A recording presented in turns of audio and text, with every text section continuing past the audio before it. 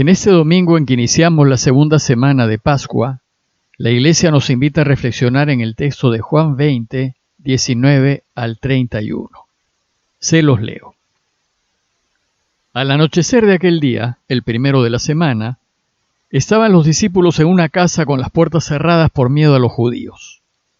Y en eso entró Jesús, se puso en medio y les dijo: «Paz a ustedes». Y diciendo esto, les enseñó las manos y el costado. Y los discípulos se llenaron de alegría al ver al Señor. Y Jesús repitió: «Paz a ustedes. Como el Padre me ha enviado, así también los envío yo». Y dicho esto, exhaló su aliento sobre ellos y les dijo: «Reciban el Espíritu Santo. A quienes les perdonen los pecados les quedan perdonados. A quienes se los retengan les quedan retenidos». Tomás, uno de los 12, llamado el mellizo, no estaba con ellos cuando vino Jesús. Y los otros discípulos le decían: «Hemos visto al Señor». Pero él les contestó: «Si no veo en su mano la señal de los clavos, y no meto el dedo en el agujero de los clavos, y no meto la mano en su costado, no creo».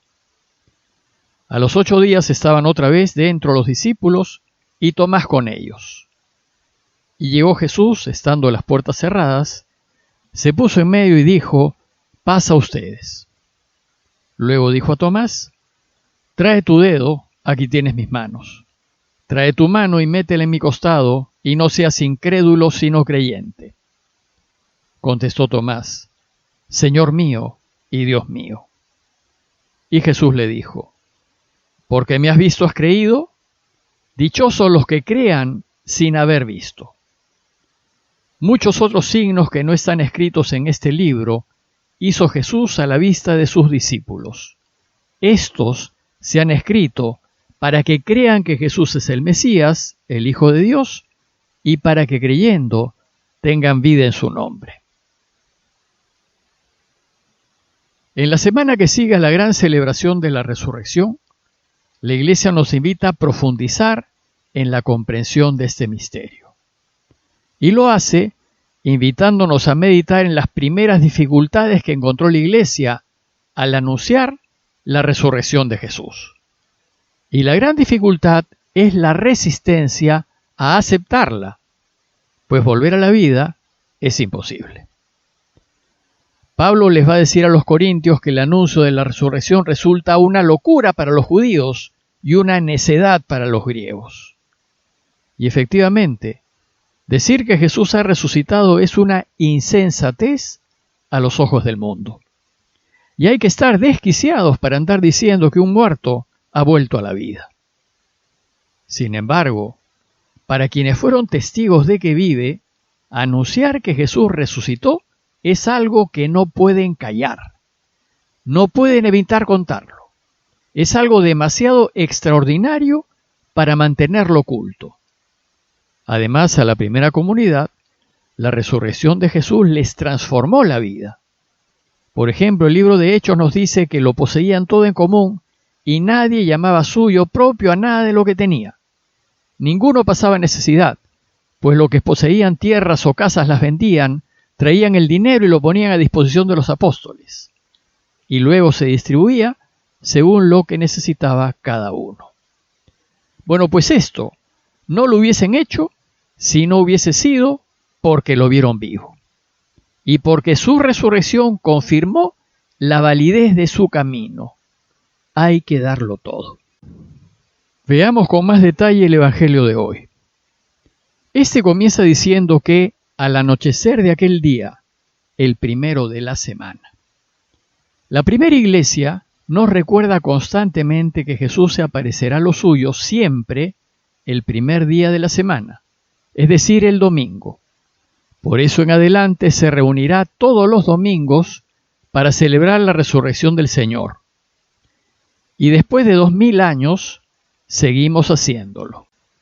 Luego el texto nos dice que Jesús se apareció a un grupo de discípulos reunidos, y de esta aparición afirma lo siguiente.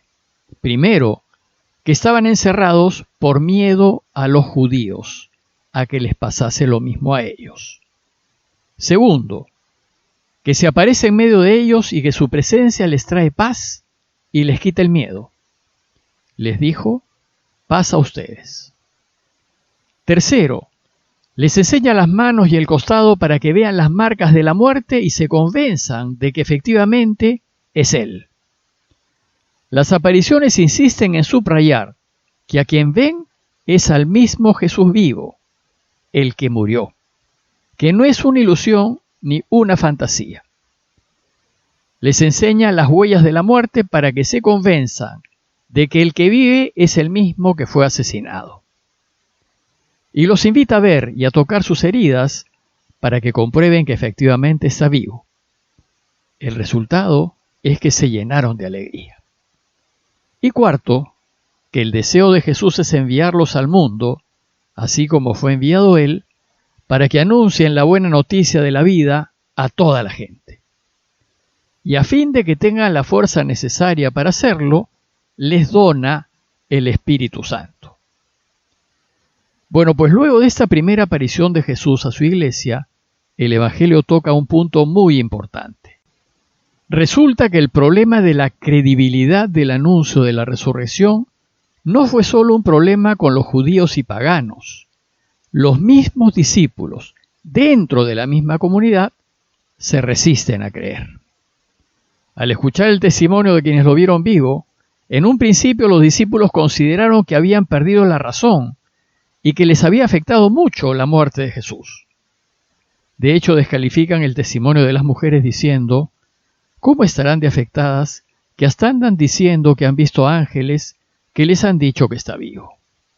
Es decir, no solo los judíos y griegos descartan el anuncio de la resurrección, sino también la misma comunidad.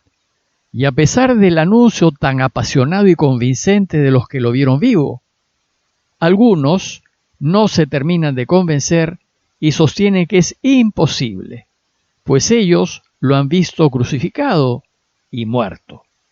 ¿Y quién puede volver a la vida después de haber muerto? El discípulo que representa al grupo que duda seriamente en la resurrección es Tomás. Nos dice el texto que Tomás, uno de los 12, llamado el mellizo, no estaba con ellos cuando vino Jesús. Los demás le dijeron: hemos visto al Señor. Pero él respondió: si no veo en sus manos la señal de los clavos y no meto el dedo en el agujero de los clavos y no meto la mano en su costado, no lo creo. En resumen, Tomás les dice: no hablen tonterías. Lo que me están diciendo se sale de todo sentido común, pues es imposible que un muerto resucite. Solo lo creeré si lo veo con mis propios ojos. Solo me convenceré cuando lo toque con mis propias manos. El anuncio de la resurrección de Jesús se encontró con la barrera de la racionalidad y resultó muy difícil de superar, hasta para los mismos discípulos. Bueno, pues esta barrera solo se romperá con las apariciones del mismo Jesús, con apariciones reales que sean capaces de remover toda duda y convenzan de tal manera al testigo que cambie radicalmente su certeza. Y esto es precisamente lo que nos narra la segunda parte del Evangelio de hoy. Nos dice el texto que el siguiente domingo, es decir, a los 8 días, según la forma judía de contar, Jesús volverá a aparecerse a los suyos, pero esta vez estando Tomás con ellos. Llegó Jesús estando cerradas las puertas, se puso en medio y dijo: paz a ustedes. Dos cosas son de notar en esta segunda aparición. Primero, que estando cerradas las puertas, Él se puso en medio. Con esto el texto nos indica que se trató de una experiencia sobrenatural, una experiencia espiritual profunda. Y luego, que lo primero que hace Jesús al verlos es traerles paz. Paz a ustedes. Toda experiencia que procede de Dios siempre trae paz, serenidad y consuelo. Y después se va a dirigir a Tomás, y en él a todos los discípulos que dudaban del anuncio de los testigos, y le dirá: trae tu dedo, aquí tienes mis manos. Trae tu mano y métela en mi costado, y no seas incrédulo sino creyente. El creyente es el que acepta plenamente y da por válido y verdadero el testimonio de los que lo vieron. Ante esta aparición ya indudable, Tomás adora a Jesús como a Dios y le dice: Señor mío y Dios mío. Al final de este relato, Juan se dirige a los creyentes futuros, a nosotros, y de nosotros dirá: felices los que crean sin haber visto. A nosotros nos queda confiar en el testimonio de los que lo vieron y arriesgarnos a creer. Confiar es dar fe, credibilidad a la noticia transmitida y solo en base a lo que se nos ha transmitido.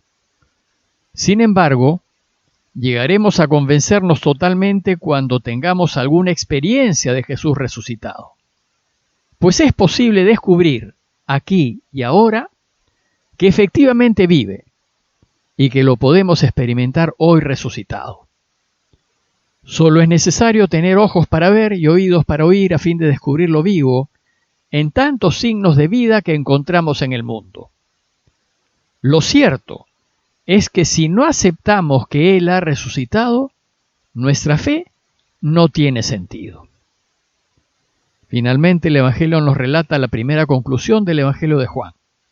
Dice: muchos otros signos que no están escritos en este libro hizo Jesús a la vista de sus discípulos.